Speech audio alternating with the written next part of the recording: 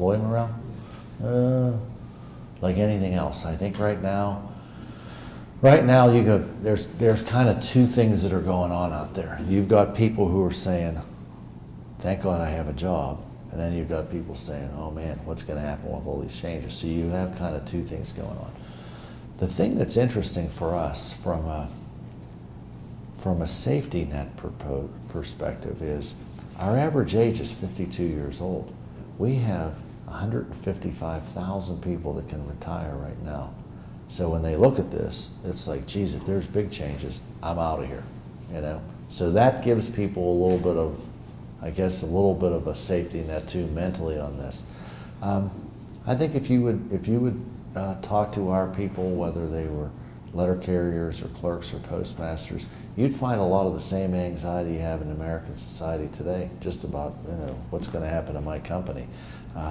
I spend a lot of time trying to be in front of them from a video standpoint. You know, we've covered everything from this stuff to employee health care, to why we've talked about retirement systems, to growing the business, anything and everything, just to try to raise that level of knowledge. And you raise the level of knowledge to a large extent, you lower the anxiety level, because when you tell people, at least they know what's going on. So our last two employee surveys, interestingly enough, there was not a big change in how they view things from that standpoint. So then you wonder, geez, are we asking the right questions? Should there be more anxiety in the system?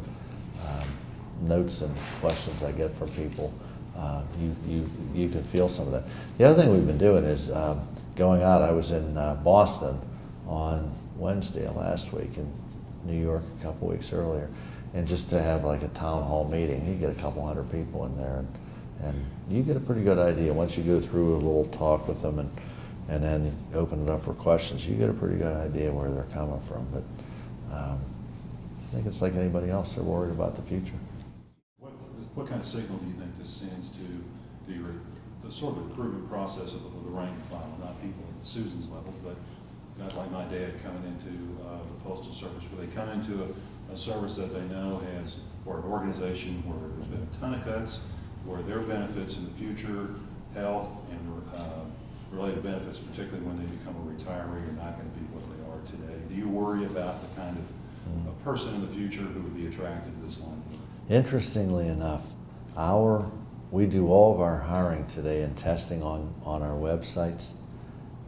They're loaded with applications. Really? Yes. People know still this is a very good place to work. You have, and that's part of my goal. Part of my goal is to get things settled so that people come to work and worry about serving their customers. That's premier. That's the key reason for us to be in business. And so resolving that and getting a lot of this stuff taken care of quickly, get it behind us, is critical. But we're at a process right now where we're hiring non-career postal employees into clerical positions. I mean, thousands, tens of thousands of applications out there, anywhere in the country.